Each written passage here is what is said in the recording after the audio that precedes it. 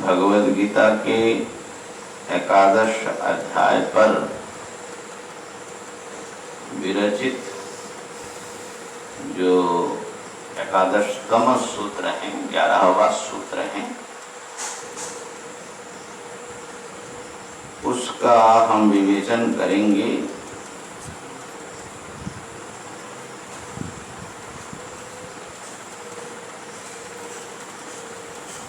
एकादशतम सूत्र के आधार पर इस एकादश अध्याय का आस्वादन करने का हम प्रयत्न करेंगे।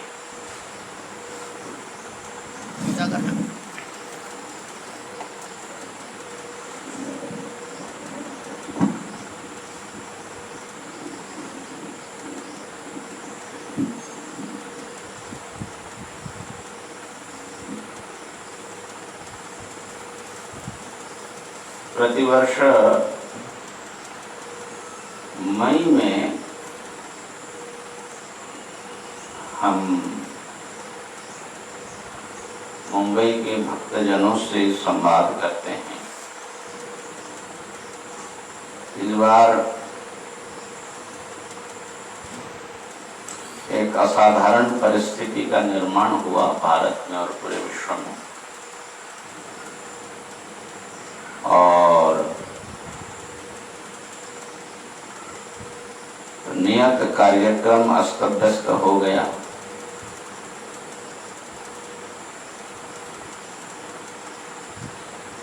हम हरिद्वार में इस समय विद्यमान हैं अपने परमात्म साधक संघ के बड़ा रम्य आश्रम है गंगा तट पर, और चातुर्मास कर रहे हैं संतजनों के साथ, भक्तजनों के साथ।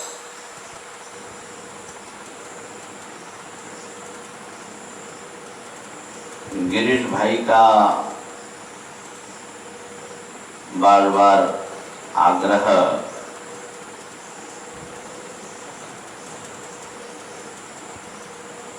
जिसके कारण इस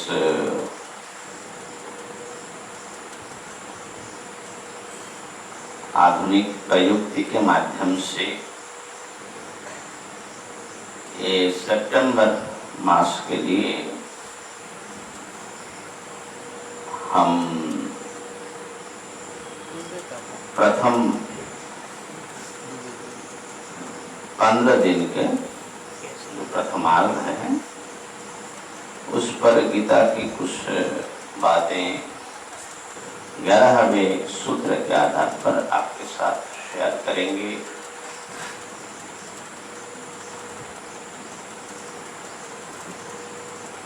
आप जानते हैं कि हम प्रत्येक अध्याय पर एक एक सूत्र की रचना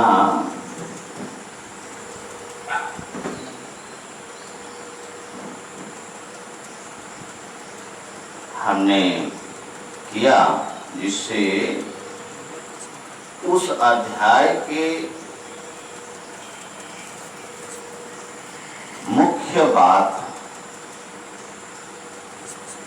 गीता के जिज्ञासुओं के सामने, गीता भक्तों के सामने आ जाए। गीता का प्रत्येक श्लोक बड़ा गंभीर और रहस्यार्थ लिए हुए हैं।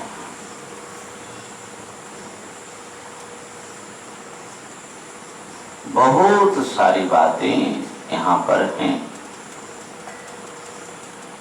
तो उनमें से मुख्य बात इस अध्याय का क्या है, प्रायः हम लोग विभ्रांत हो जाते हैं, खास करके जो प्रथम अध्येता है उनको।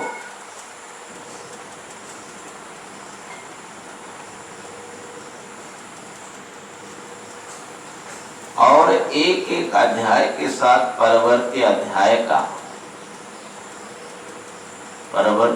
के साथ पूर्ववर्ती अध्याय का क्या संबंध है, अध्यायों में परस्पर संगति क्या है, लिंक क्या है, ये भी प्रायः स्पष्ट नहीं होता।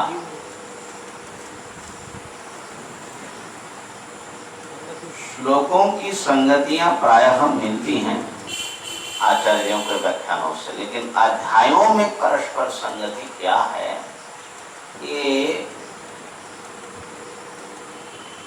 सब में नहीं मिलता, थोड़ा स्पष्टता के साथ नहीं मिलता, कुछ है कुछ नहीं है।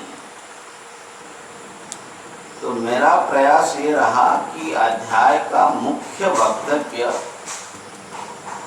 और पूर्व के विचार के साथ उस अध्याय की संगति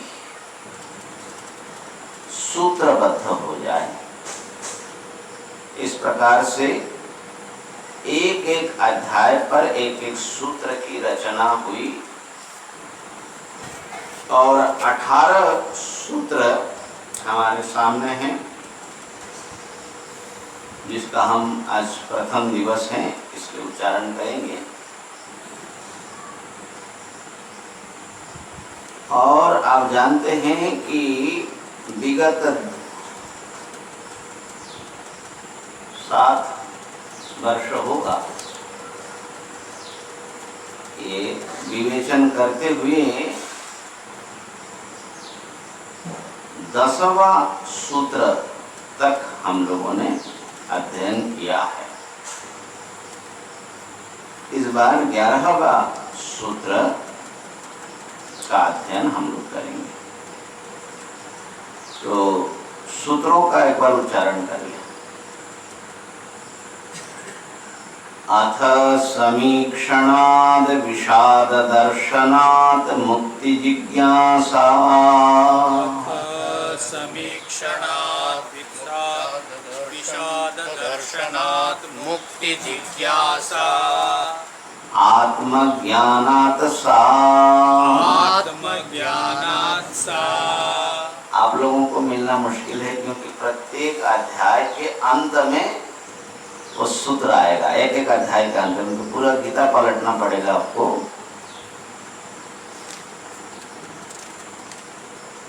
तो दूसरा सूत्र है आत्मज्ञानात् सा। द्वितीय अध्याय के अंत में देखिए वो मिलेगा। इस प्रकार प्रत्येक अध्याय के अंत में तदधिकारार्थं कर्मयोगः।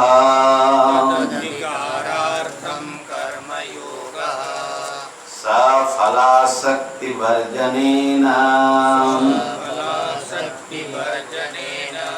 ईश्वरार्पणेन च स्वधर्मानुष्ठानम् ततः गुरुसेवा श्रद्धा इंद्रियजय तत्परताभिज्ञान प्राप्तिः संन्यासः ज्ञाननिष्ठार्थम् ध्यानयोगेन सा ब्रह्मैव सर्वम् इति ज्ञातव्यम्। अक्षरं ब्रह्म आप्रयाणं तच्चिन्तनेन अनावृत्तिः।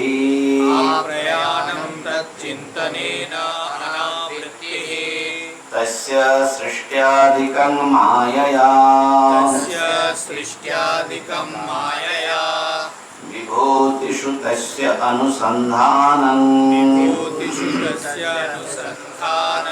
भक्तिदार्ढ्याय ततः अनन्यया भक्त्या विश्वरूपदर्शनम् कर्म भक्ति ध्यान योग परंपरया अनन्या भक्ति आत्मा ब्रह्म इति ज्ञानं भक्तेः फलम्। ततः गुणातीतः ब्रह्म भावः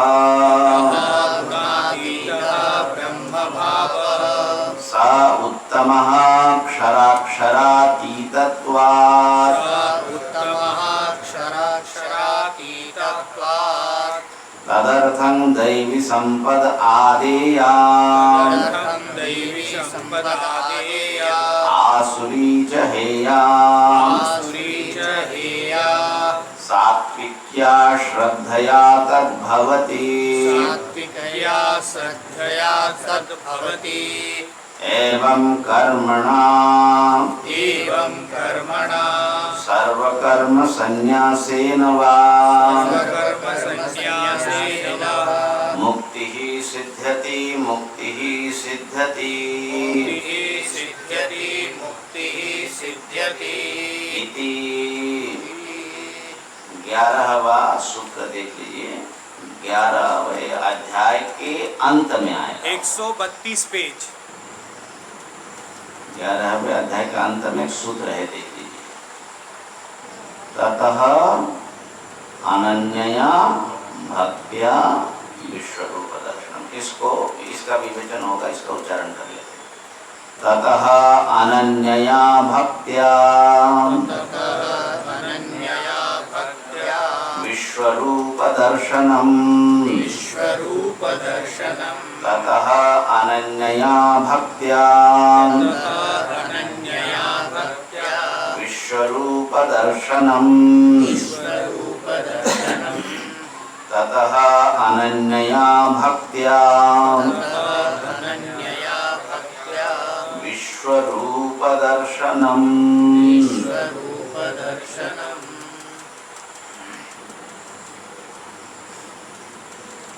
ये 11वां सूत्र है। सूत्रार्थ हम बतलाएंगे। पहले जो सूत्रों का हमने उच्चारण किया है उसका एक क्रम, माने क्रम कैसे हम पहुंचे 11वें अध्याय तक, संगति पूर्वक गीतार्थ चिंतन संक्षिप्त में होना चाहिए। तो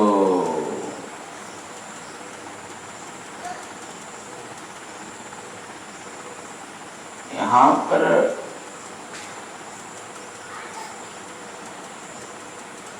एक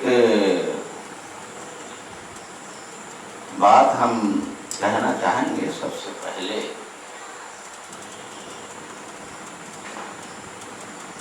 कि इस परिस्थिति में, कोरोना काल में,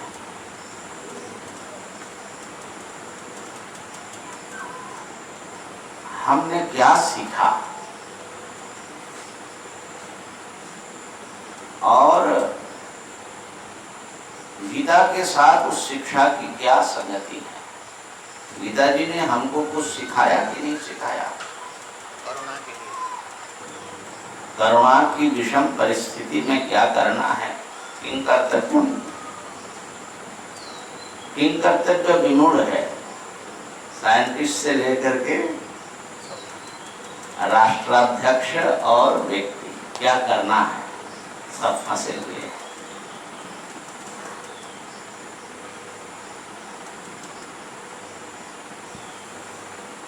कुछ दिन पहले विश्व भारती विश्वविद्यालय में गीता जी पर कुछ बोलने का एक अवसर हमको मिला, वेबिनार के माध्यम से, ऐसे ही लाइव। जो शांति निकेतन है, रविंद्रनाथ टैगोर के द्वारा प्रतिष्ठित, उस प्रतिष्ठित विश्वविद्यालय में वहाँ के जो संस्कृत प्राकृत पाली विभाग है उसके द्वारा यह आयोजित हुआ था। उन्होंने विषय दिया था Bhagavad Gita a lighthouse for sustainable growth and development of mankind in 21st century।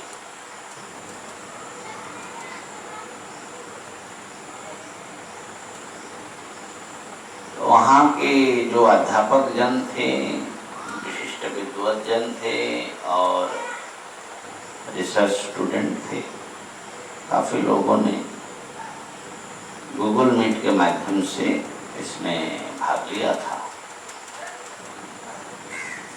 तो सबसे पहले जो हमने जिस बिंदु को उठाया था,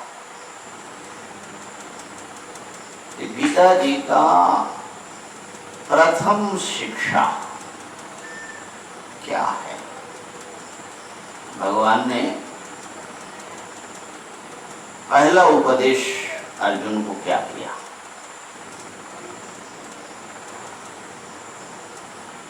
अर्जुन बड़े ही आत्मिक संकट में फंसे हुए थे,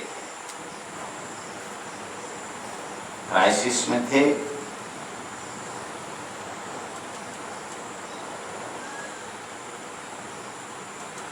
कुरुक्षेत्र का रणांगन है, सामने प्रतिपक्ष के रूप में गुरु पितामह, अपने स्वजन, अपने परिवार के लोग हैं, दोनों पक्ष में आमना सामना।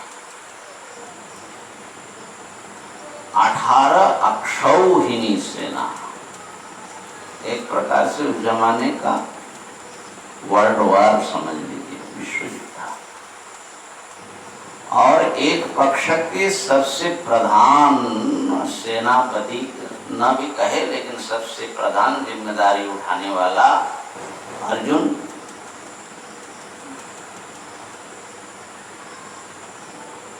और उसके लिए तैयारी हुई वर्षों से कि युद्ध होगा, सबको पता है। लेकिन जब सामने आए और सामने स्वजनों को देखा और युद्ध के परिणाम का चिंतन किया, तो अर्जुन उस परिणाम से बहुत भयभीत हो गए। ये तो सबका विनाश है, अपने स्वजनों का, अपने सभ्यता का, पूरे सिविलाइजेशन नष्ट हो जाएगा।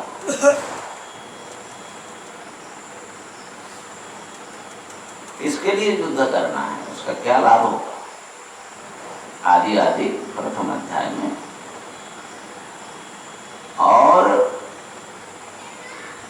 श्री कृष्ण जो उनके सारथी के रूप में वहां थे, उनको कहा कि न युद्ध से, मैं युद्ध नहीं करूंगा।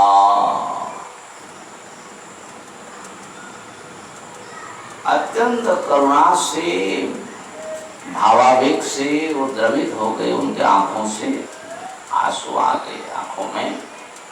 तं तथा कृपया विष्टमश्रुपूर्णापुलेक्षणम् विषीदन्तम, शोकमग्न हो गए। उनको पहला उपदेश भगवान श्री कृष्ण ने दिया, द्वितीय अध्याय का द्वितीय श्लोक में, क्लव्यम् आस्मगमः पार्थ नैतत्त्वयि उपपद्यते, क्षुद्रं हृदय दौर्बल्यं त्यक्तोत्तिष्ठ परन्तप।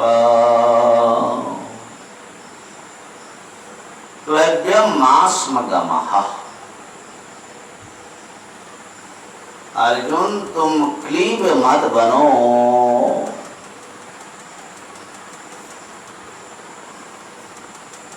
क्लीबता को स्वीकार मत करो। एक क्लव्य क्या है? तो क्लीब जो होते हैं नपुंसक होते हैं, शारीरिक रूप से अक्षम होते हैं, वो नए जीवन को सर्जन नहीं कर सकता।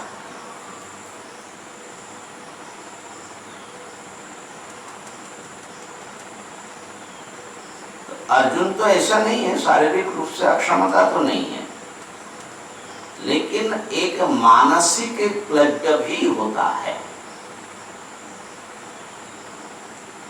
मानसिक क्लैब्य क्या है?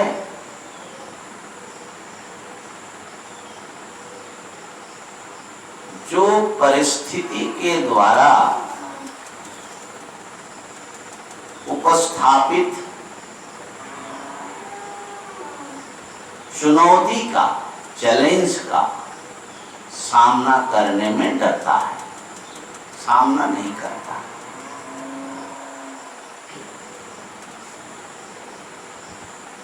जो समर्थ है वो चैलेंज एक्सेप्ट करता है और उस चैलेंज को, परिस्थिति को उपयुक्त करके अपने जीवन और सबके जीवन का उत्कर्ष के लिए वो काम करता है, बेहतर बनाता है। ऐसे तो इंसान निरंतर कोशिश करता है मनुष्य कि हमारा जीवन और अच्छा हो और अच्छा हो, लेकिन हम लोगों में एक वृत्ति है, जैसे छोटा बच्चा होता है, कोई बड़ा आवाज हो जाए या कुछ हो जाए, अपरिचित कोई व्यक्ति आ जाए तो एकदम डर करके वो माँ के पीछे जा करके छुप जाता है।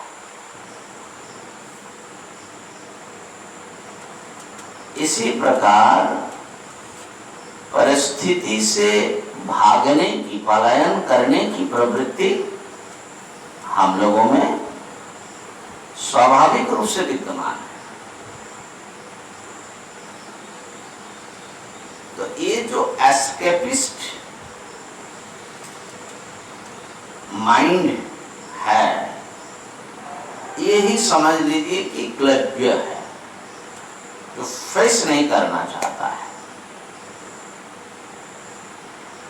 जिसको आप नाना स्तर में समझ सकते, संसार में भी और अध्यात्म में। कुछ भी चैलेंज आया तो हम सामना नहीं करते, तो उसमें बड़ा झंझट होगा, ये होगा, वो होगा, चलो हम यहाँ से सीताराम महाराज है ना,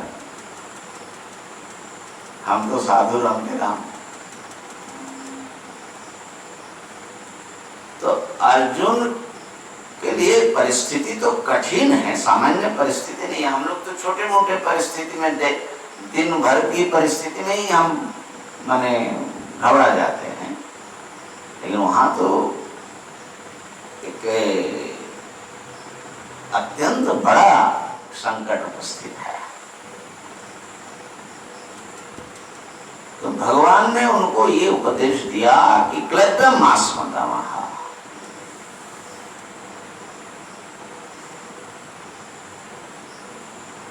डोंट एस्केप, भागो मत, accept it. You have to face the challenge. इस चैलेंज का आपको सामना करना है। भागने से वो संकट जो है दूर नहीं हो जाता, वो आपके ऊपर और हावी हो जाता है। असल में चैलेंज जो है बाहर का कम है, हमारे अपने ही जो डर हैं, अपने ही जो आसक्ति हैं, अपना ही जो स्वार्थ है, अहंकार है, यही हमें चुनौती देता रहता है।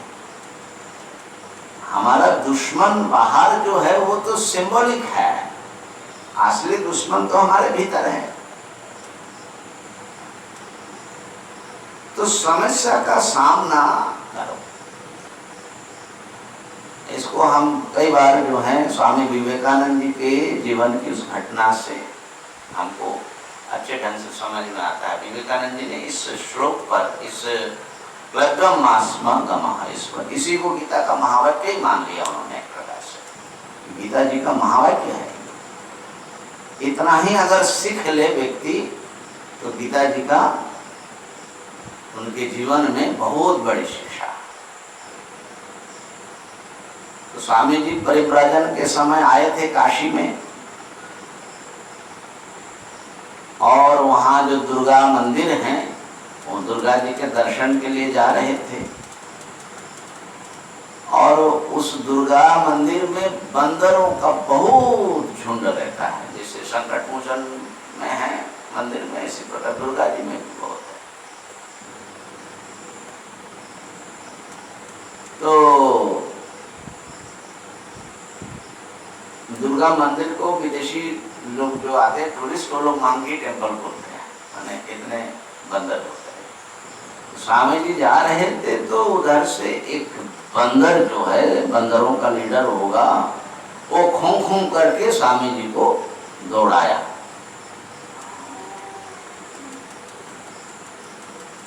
हाँ, स्वामी जी का उम्र उस समय कितना होगा, मेरे ख्याल से वही 23, 24 या 25 साल का होगा शायद, है ना।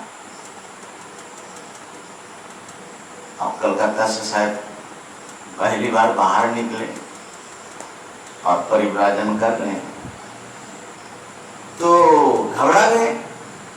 अब भागा, और तो भागे छोटे से गलियारे से, तो बंदर उनको पीछे दौड़ा लिया। उधर से सामने से एक वृद्ध संत आ रहे थे।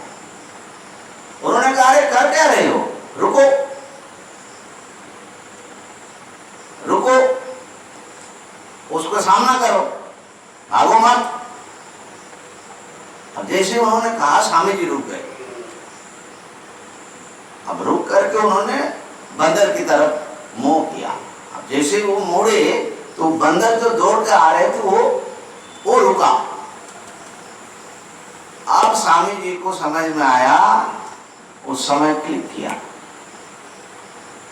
कि हम अगर भागते हैं तो वो जो चैलेंज है, समस्या है, डेंजर है, वो हमारे को अटैक करता, हमारे पीछे पीछे वो आता है, हमको काटने के लिए, मारने के लिए, दबोचने के लिए। तो जब ये बंदर रुक गए, अब स्वामी जी को सूत्र मिल गया, वो बंदर को दौड़ाना शुरू कर दिया। अब बंदर बेचारा घबरा गया, वो भाग गया, तो बंदर को दौड़ा लिया, बंदर भागा। स्वामी जी को जीवन भर के लिए एक शिक्षा मिल गई। उनका पूरा जीवन जो है देखेंगे, चैलेंज को एक्सेप्ट करना, चैलेंज को एक्सेप्ट करो, भागो मत, डरो मत, डर के आगे जीत है, डर के आगे सचमुच जीत है। हाँ, ये बात सही है कि आप एक परिकल्पना के तहत उस परिकल्पित जो पीछे हटना कहा जाता है, कई बार जो है युद्ध में जानबूझ करके थोड़ा पीछे हटा जाता है, तो उसके लिए मना नहीं है, क्योंकि वो तो आप युद्ध लड़ाई छोड़ नहीं रहे हो। भगवान श्री कृष्ण द्वारका से भाग करके, मथुरा से भाग करके द्वारका चले गए, लेकिन वो प्लान के साथ गए और जरासंध को अंततः मारा। तो इसका मतलब ये नहीं कि आप अपना सामर्थ्य देखे बिना और उस विचार किए बिना अंधे की तरह कूद जाए और मर जाए, लेकिन अपने भय को एड्रेस करना पड़ेगा, चैलेंज का सामना करना पड़ेगा, और उस चैलेंज को एक्सेप्ट करते हुए अपने और सबके हित के लिए, जीवन को और बेहतर बनाने के लिए काम करना होगा। तो ये जो गीता जी की शिक्षा है, क्लड्डम मास्मगमः, मैं समझता हूं कि ये जो है व्यक्ति जीवन में, समाज और राष्ट्र जीवन में हमेशा याद रखने की चीज है।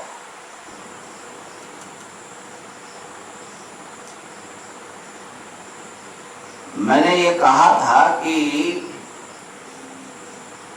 विषय हमको दिया था उन्होंने, sustainable growth and development of mankind in 21st century. तो मुझे जहां तक समझ में आता है, देयर इज नथिंग सस्टेनेबल। कोई भी चीज सस्टेन करने वाली नहीं है। अकॉर्डिंग टू भगवान श्री कृष्ण, क्योंकि अनित्यम असुखम लोकम इमं प्राप्य भजस्व। ये संसार अनित्य है, इसकी सारी उन्नति जो है अवनति में परिणत होता है। हाँ, हमारे खास करके जो भारतीय सभ्यता है, ये सबसे प्राचीन सभ्यता विश्व में मानी जाती है या अन्यतम प्राचीन है। तो हमने कितनी उन्नति और कितनी अवनति, पतन, उत्थान और पतन देखा है। ये महाभारत पुराण की कथा, हजारों हजार चक्रवर्ती राजा और एक एक युग आता है ज्ञान और सामर्थ्य और संपदाओं से भरपूर, लेकिन फिर वो समाप्त होता है समय जा करके।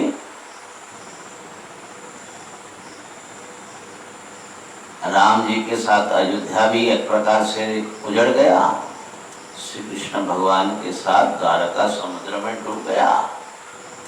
तो सिविलाइजेशन भी, व्यक्ति जीवन का क्या कहना है, वो भी स्थायी नहीं है। जो भारत इतना विशाल था, भारतवर्ष,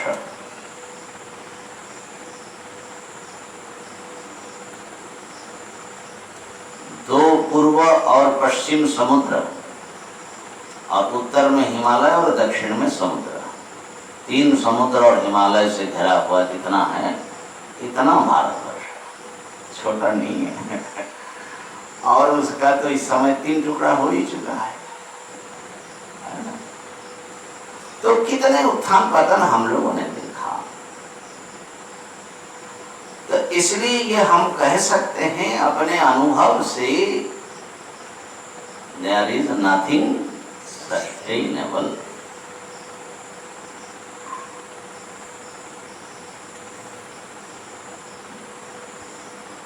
कितने राज आए गए, सुल्तानी अमल देखा, मुगल अमल देखा, उनमें भी कितने वंश अंग्रेज आए गए। तो देखो तो विश्व के इतिहास और भारत के इतिहास भी देखो तो यही है। इसीलिए महाभारतकार वेदव्यास जी ने महाभारत का जो निर्यास निकाला, उसमें ये बात है, संयोग विप्रयोगांतः मरणांतम हि जीवनम सर्वे क्षयांता निचया पतनांता समुश्रया। समस्त संयोग माने संबंध, मिलन, वियोगांता, अभिप्रयोगांता, विरह में समाप्त होता, अंत तो मर के समाप्त होगा। मरणांतम ही जीवनम, जीवन का अंत, कितना भी बचने की कोशिश करेंगे मरण में ही होगा। सर्वे क्षयांता निचयाः, जितने भी आपने संचय किया वो क्षय में समाप्त होगा। पतनांत समुश्रय, जितने भी समुश्रय हुआ है, आपका अभ्युदय हुआ है, अंततः वो पतन में जाएगा, वहां से फिर उठेगा। तो चक्रवत् परिवर्तन्ते सुखानि च दुखानि च।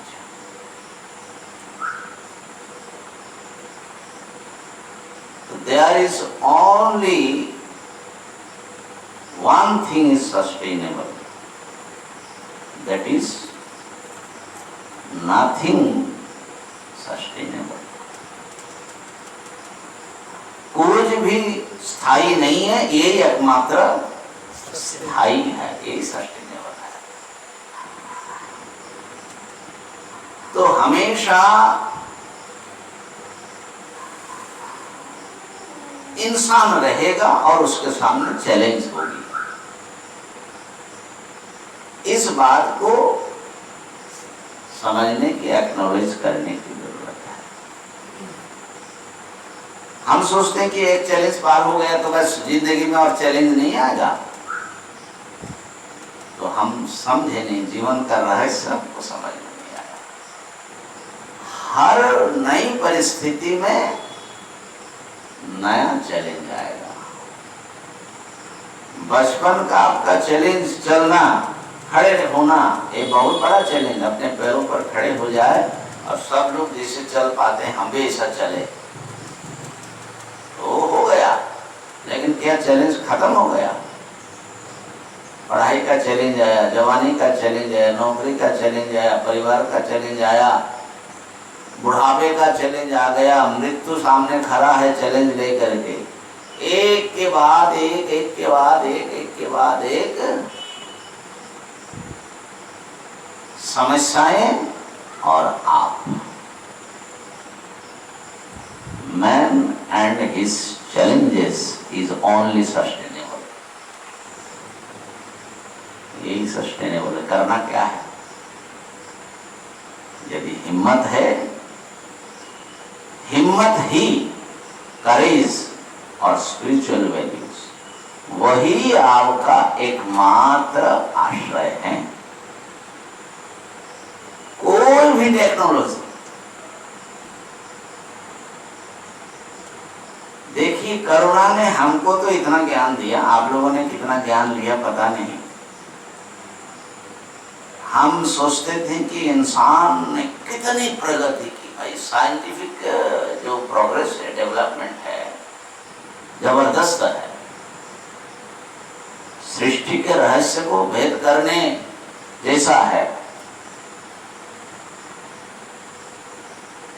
कैसे सृष्टि हुई, बिग बैंग होकर के मिनट सेकंड माने सैकड़ों सेकंड के हिस्से को गणित से सॉल्व कर रहे हैं।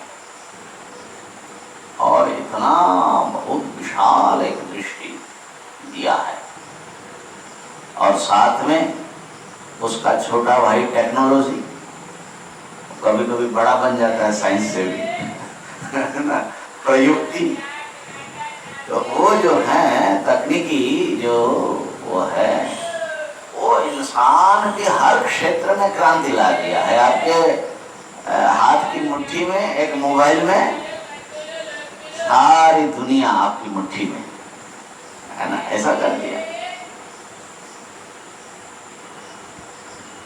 इतने डेवलपमेंट साइंस में, टेक्नोलॉजी में, ज्ञान के क्षेत्र में, कर्म के क्षेत्र में, एक करुणा ने सारे का सारा जो है ऐसा चैलेंज दे दिया कि कुछ नहीं कर सकते।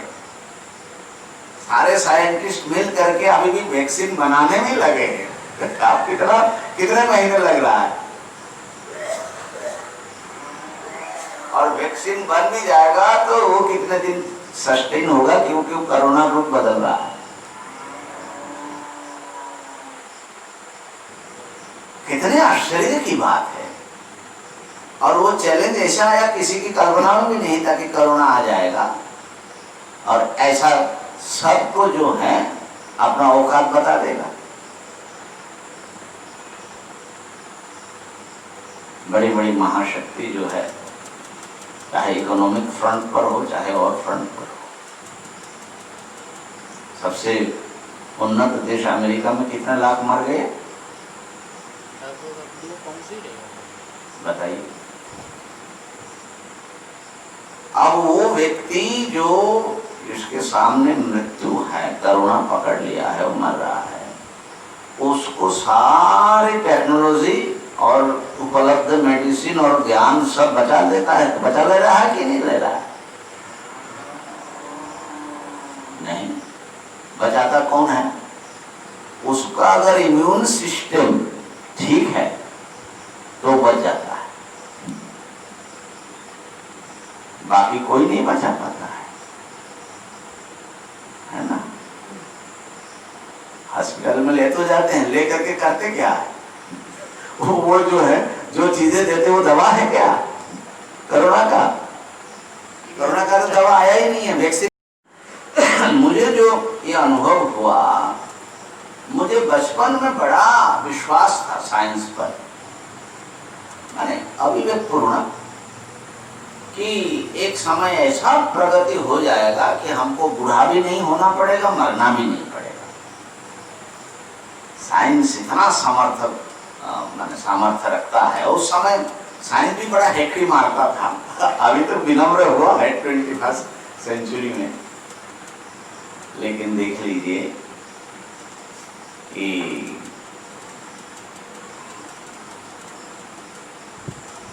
जब मृत्यु सामने उपस्थित हो जाता है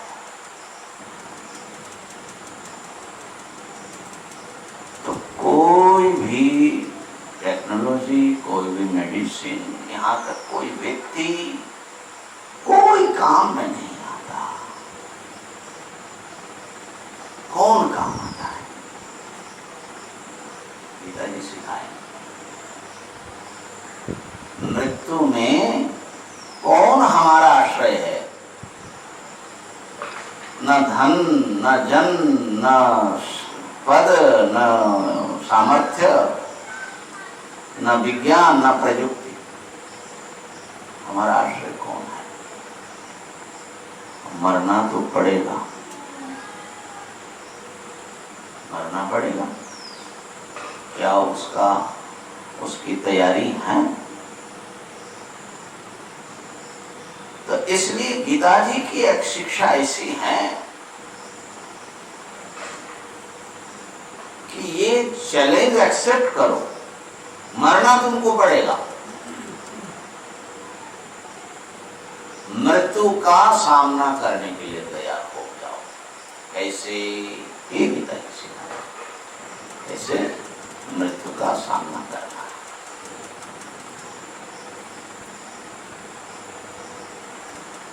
तो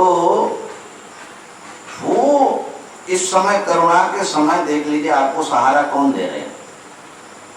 करोड़ों करोड़ों लोगों को। एक तो योग, आयुर्वेद, हर्बल चीजें, ये बड़ा सहारा है। दूसरी सहारा है भक्ति, भगवान का आश्रय जो दिया वो निश्चित है, क्योंकि बाकी सब इधर ही छूट जाता है, लेकिन परमात्मा जो है आपके मृत्यु के बाद भी आपके साथ है। तो ऐसा कोई आश्रय जो मृत्यु में भी काम आए और मृत्यु के बाद भी काम आए, ये तो कोई टेक्नोलॉजी या साइंस नहीं हो सकता, कोई भौतिक वस्तु नहीं हो सकता। और आपका जो स्पिरिचुअल वैल्यूज है वो काम आएगा। तो इसलिए गीता जी कह रहे हैं कि भाई पहली बात तो यह है कि क्लच मत बनो, क्लीब मत बनो, चैलेंज को एक्सेप्ट करो।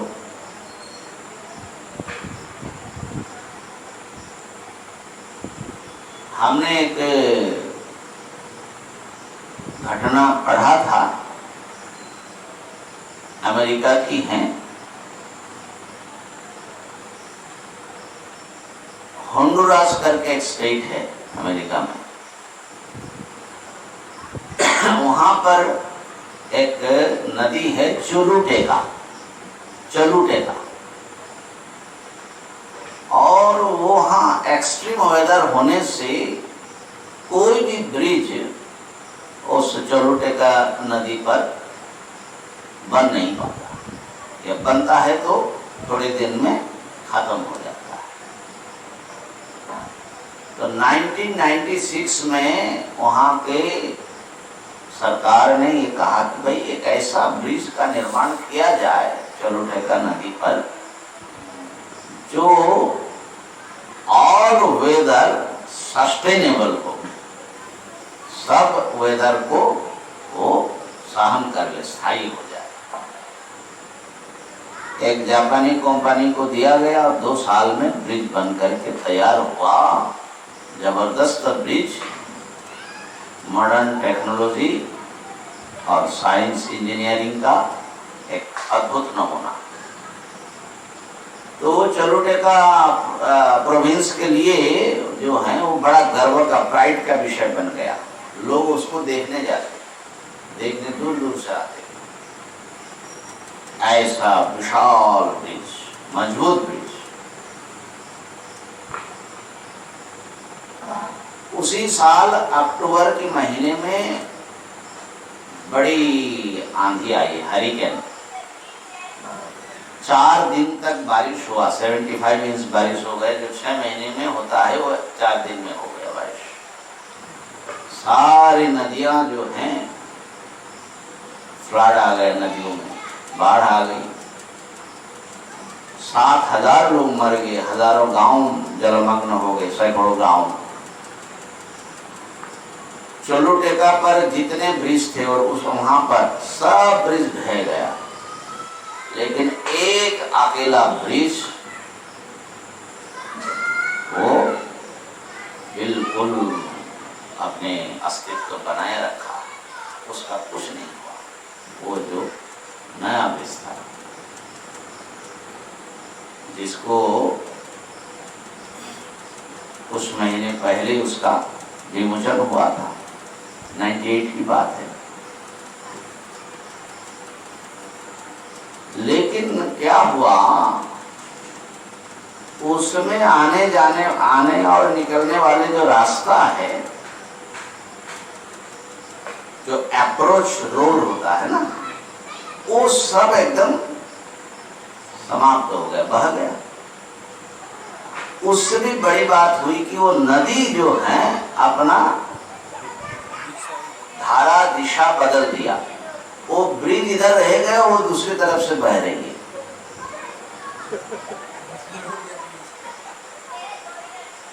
तो ब्रिज तो मजबूती से बना रहा, लेकिन वो कहीं भी अब ले जाने लायक नहीं रहा, किसी काम का नहीं रहा, लटक रहा। बस ब्रिज है, न उस पर कोई आता है न जाता है, न नदी के पार होने में उसका कोई भूमिका है। तो ये क्यों बता रहा हूं कि मॉडर्न टेक्नोलॉजी अपना काम किया, लेकिन वो आपके काम नहीं आए। ये कोरोना भी वही चीज है, सारा का सारा धरी रह गया। कोरोना आ गई और सब धरी हुई, सारे जो है टेक्नोलॉजी और सब जो है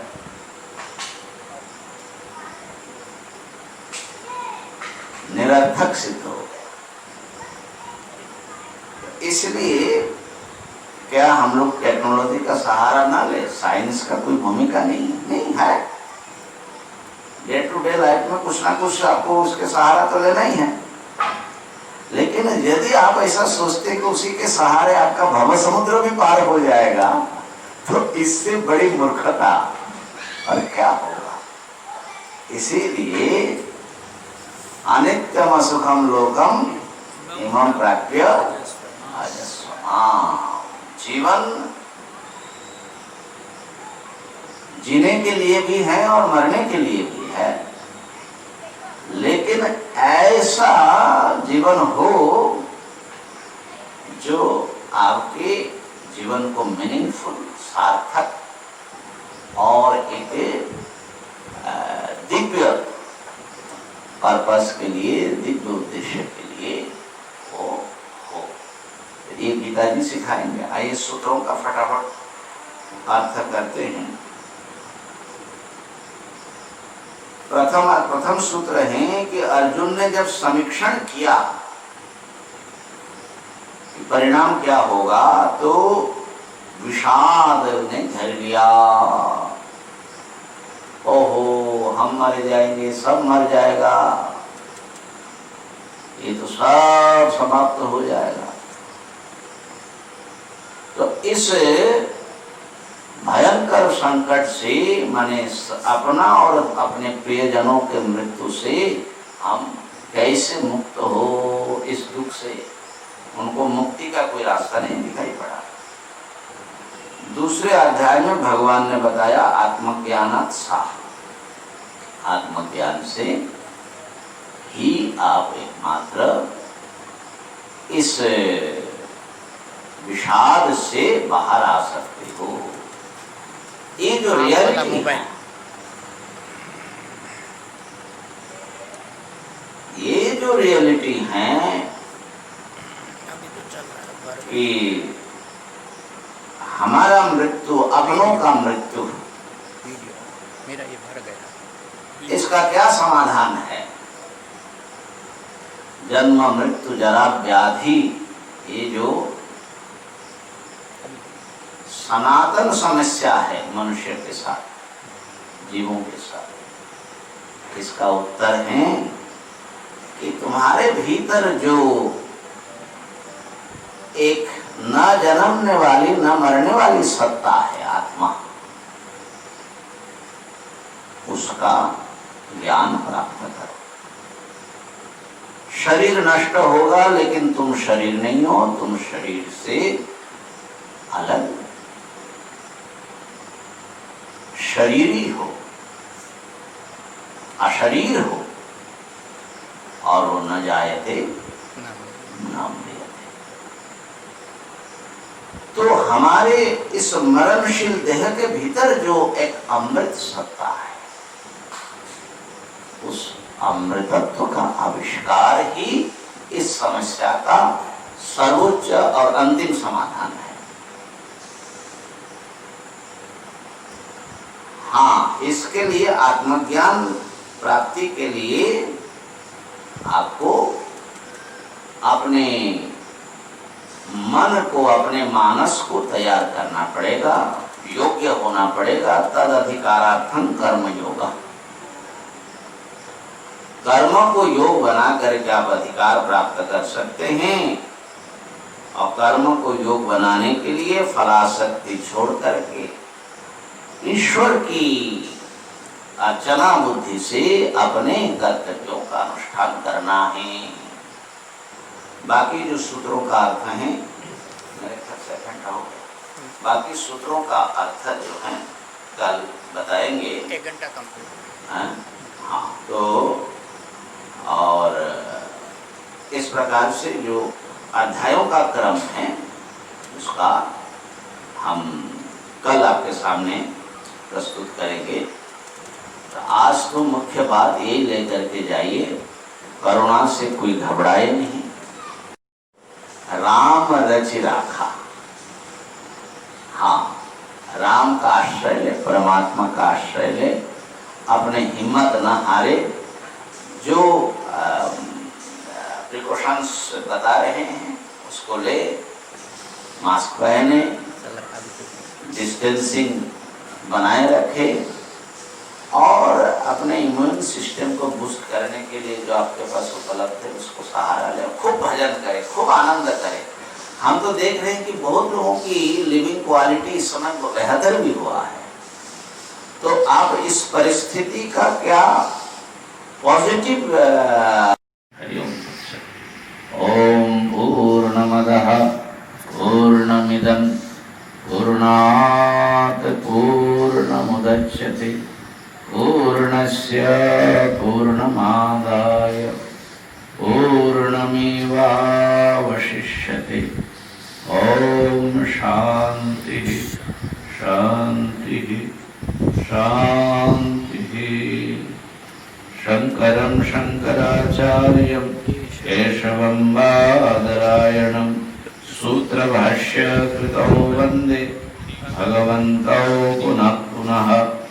ईश्वरो गुरुरात्मेति मूर्तिभेद विभागिने व्योमवद्व्याप्तदेहाय दक्षिणामूर्तये नमः।